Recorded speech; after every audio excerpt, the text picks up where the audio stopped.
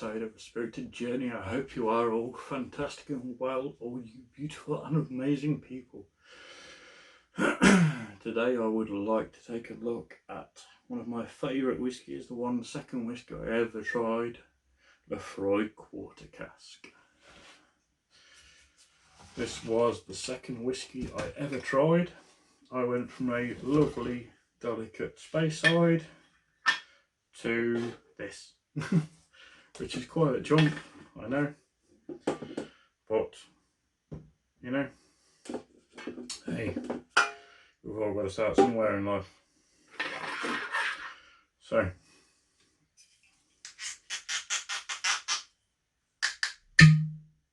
oh, what a pop.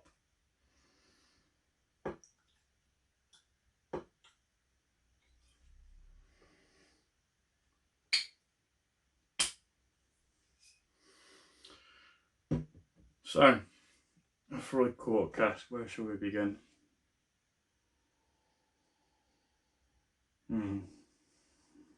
Absolute typical what people think of as Scotch.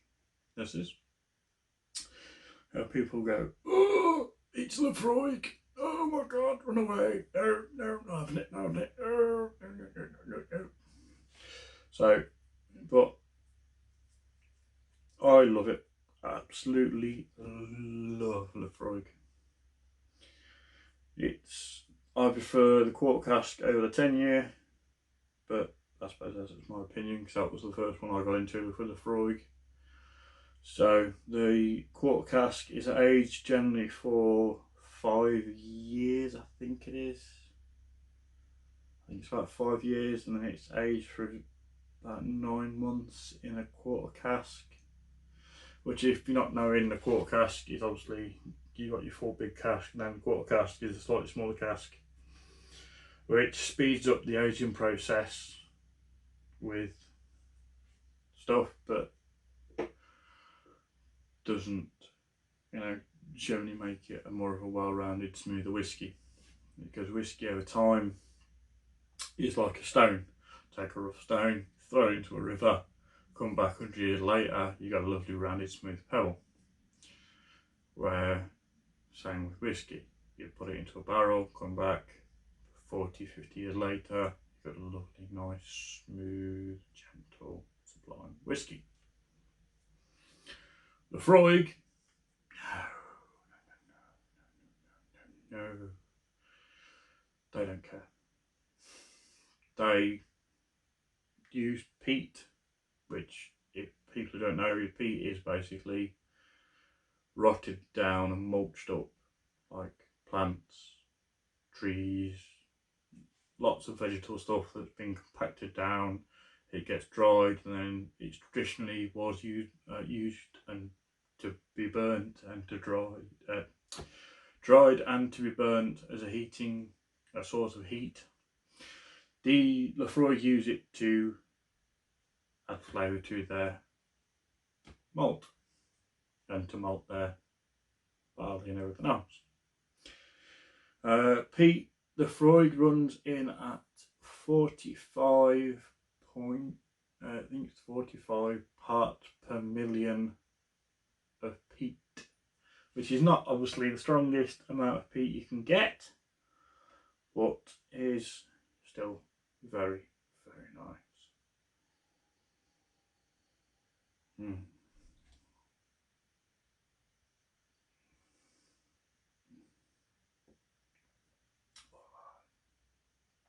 Very nice.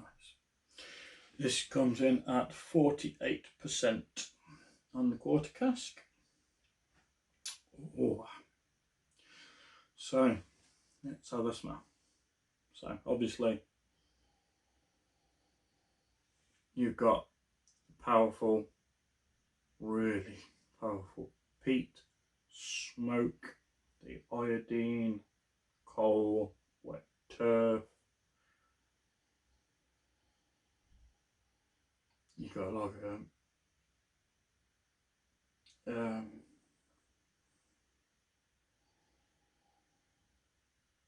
a TCP kind of medicine-y, iodine-y kind of smell, phenolic kind of, which then develops into like a kind of chocolate and cinnamon kind of nose.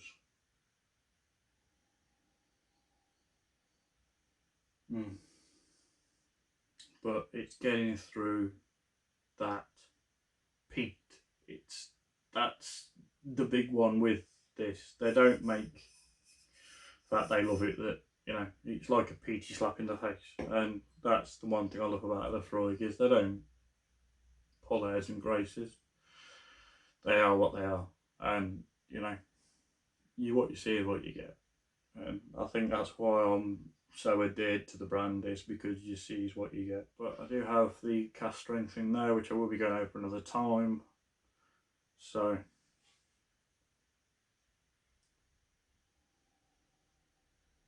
but if you can get past the nose with the peat and the heavy smoke and everything else, it is a really nice, delectable whiskey that leaves you with nice umami, wanting moreish flavour. Let's get on to the tasting, shall we? That's what we're really here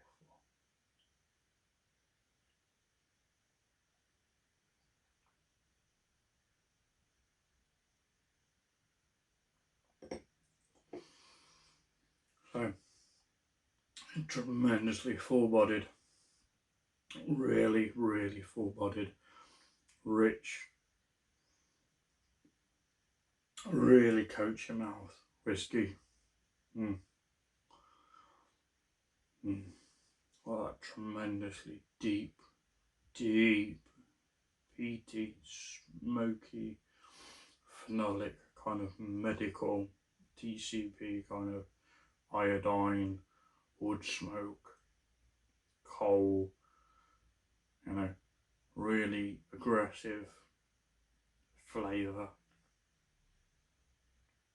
But it's got a really nice kind of chocolatey, kind of cinnamon as well at the end.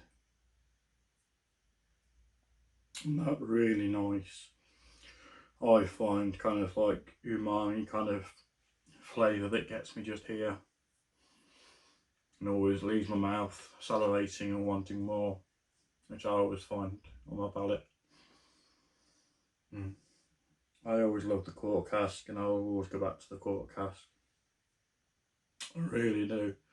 I really find it a pleasant whiskey to go back to. I find it a very aggressive whiskey, but it's one I love, and I love it because it is an aggressive one, because it is nice to try and nice to go back to. So the palate, when you finish it, it's very long, it's lasting, it's still dancing on the palate now, but it's not horrible palate. It's really nice, you know, you've got the nice earthy kind of smoky flavours there, like a Christmas, you know, sitting there next to the fire. There's roast chestnuts on the fire, cooking away, kind of sweet, kind of lingering. That really nice, long, lasting flavour. Like I said, if you got that, get that long, like a long, smoky, lingering coal, kind of like Christmas morning when you got the fire going or the log burner going, and you've got that certain woody kind of smoky smell going through the house, and it's like that on the aftertaste, but it lingers and it's just nice. It's a really pleasant and delicate kind of on the palate, which you don't expect from the Laphroaig. It kind of up front and brunt with the nose, quite abrasive with the palate to start with, and then even now it's still quite tame and nice, and sitting there gently on the palate, slowly still going, and that's what I found with it. But as always, it's just my personal opinion on all the whiskies, you know, take them as you find them. But I love Laphroaig, I always have done. Even now, still got the peaty, and a lovely peaty, you know, that really deep, rich peaty taste that just sits there and keeps giving and giving. It's nice. And it's really moreish that keeps you going back for more. Really is a tremendously good whiskey.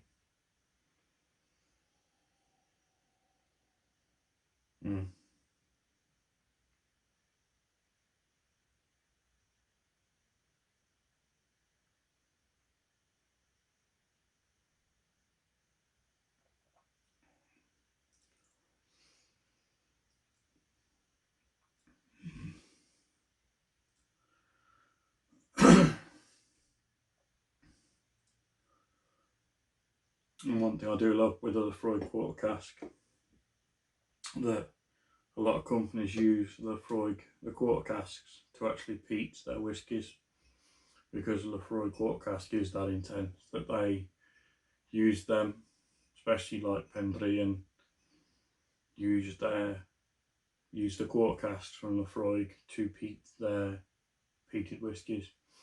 They don't actually smoke or peat their own whiskey, they use the Laphroaig to get the richness of the peat and take it and add it to their whiskey, which I think shows great integrity towards Laphroaig and everything that they hold dear. You've got us for life.